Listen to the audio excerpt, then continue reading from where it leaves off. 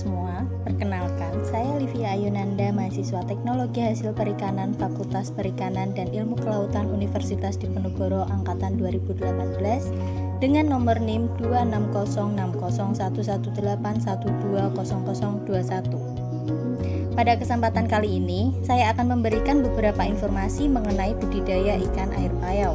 Simak ya.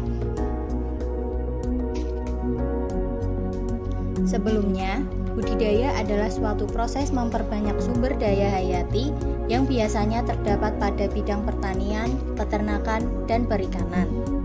Pada kesempatan kali ini, tentu saja saya akan fokus pada budidaya di bidang perikanan, terutama budidaya ikan nila di air payau.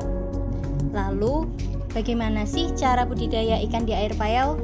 Oke, aku bantu kasih informasinya ya.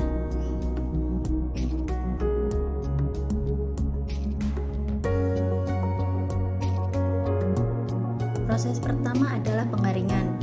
Digunakan sebagai tempat pemeliharaan ikan, dasar tambak harus dikeringkan terlebih dahulu guna memutus siklus hidup hama dan penyakit yang tertinggal atau tersisa dari proses budidaya sebelumnya.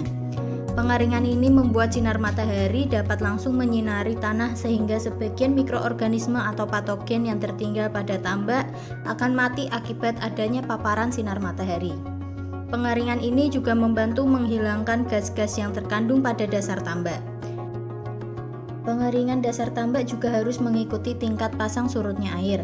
Sebaiknya pengaringan dasar tambak dilakukan saat air dalam kondisi sedang surut dan pengaringan tambak dilakukan selama 1-2 minggu hingga tanah benar-benar kering.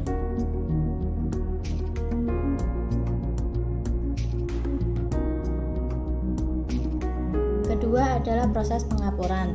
Pemberian kapur ke dalam dasar tambak yang berguna untuk memperbaiki gas aman dasar tambak. Dasar tambak yang ber-pH rendah dapat menyebabkan rendahnya pH air.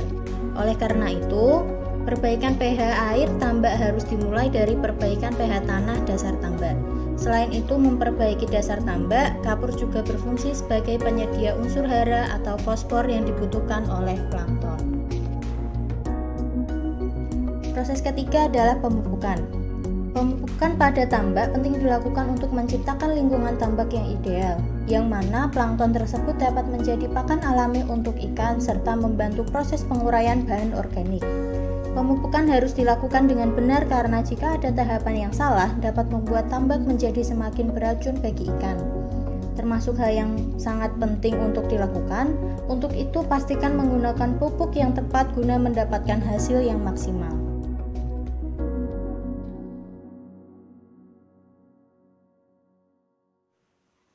Keempat adalah proses pengisian air. Penambahan air pada tambak dilakukan secara bertahap sesuai dengan pertumbuhan pakan ikan pada ketinggian air sekitar 40 cm dari pelataran tambak. Maka air tambak dipertahankan untuk persiapan penebaran benih ikan.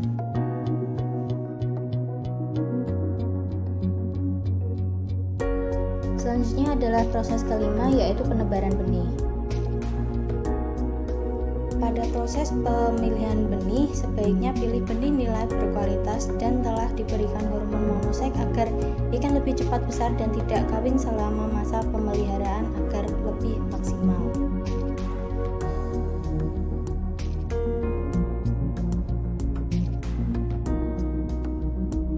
Bibit ikan nila berkualitas ditandai dengan ukuran yang seragam dan tingkat kehidupan akan semakin tinggi serta kuat terhadap penyakit.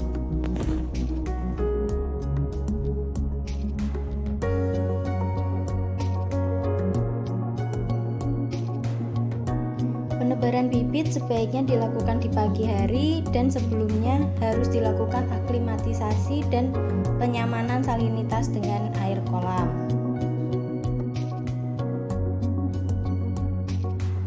Cara melakukan aklimatisasi adalah dengan mendiamkan wadah benih di permukaan air kolam selama kurang lebih 15 menit, kemudian memasukkan air kolam sedikit demi sedikit untuk membuat ikan beradaptasi dengan kadar garam air payau.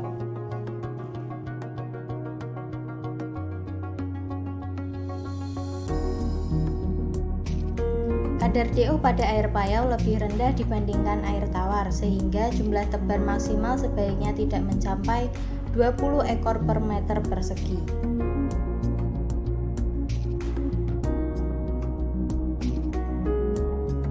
Keenam adalah hama.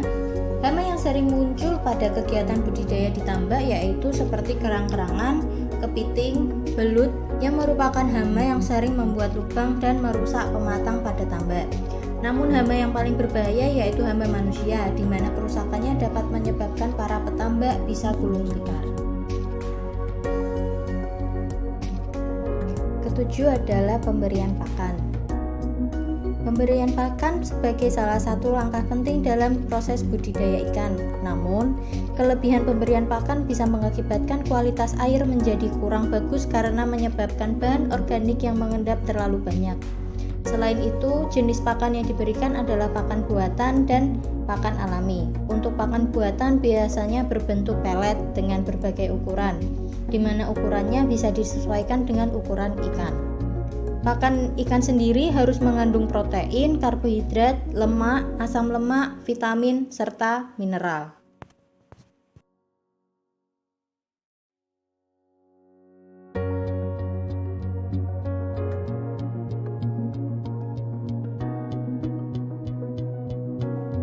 Kadar protein pada saat bibit masih kecil menggunakan minimal 40% dan ikan remaja ke dewasa menggunakan pakan antara 28% sampai dengan 32% dengan estimasi pemberian 2 kali sehari, pagi dan sore.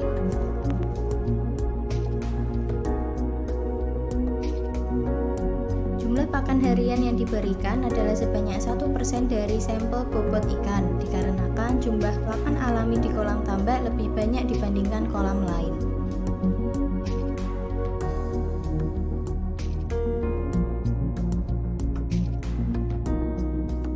Agar jumlah pakan tetap ideal, maka sebaiknya dilakukan pengukuran sampel bobot ikan minimal sekali dalam 2 minggu agar total pakan tetap ideal. Selanjutnya adalah proses panen. Nah, untuk langkah yang paling ditunggu-tunggu ketika budidaya ikan adalah panen. Biasanya, pemanenan ikan dilakukan secara bertahap agar selektif atau bisa juga dilakukan secara total atau sekaligus. Pada umumnya, panen secara total dilakukan dengan cara pengeringan tambak. Untuk caranya, air yang ada di dalam tambak dikeluarkan secara perlahan-lahan sampai air yang ada di dalam tambak tersebut hanya mengisi pada bagian jaring saja.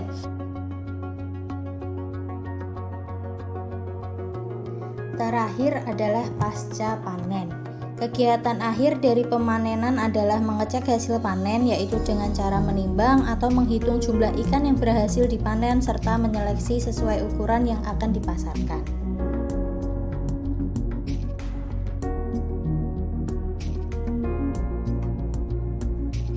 Harga ikan tergantung ukuran bobot ikan yang dipanen. Semakin besar harga ikan, semakin mahal sehingga bibit unggul sangat diperlukan agar hasil panen lebih maksimal.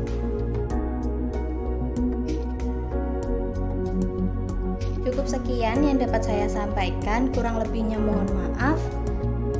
Dan terima kasih sudah menyimak sampai akhir. Saya Livia Yunanda undur diri, sampai bertemu di kesempatan lainnya.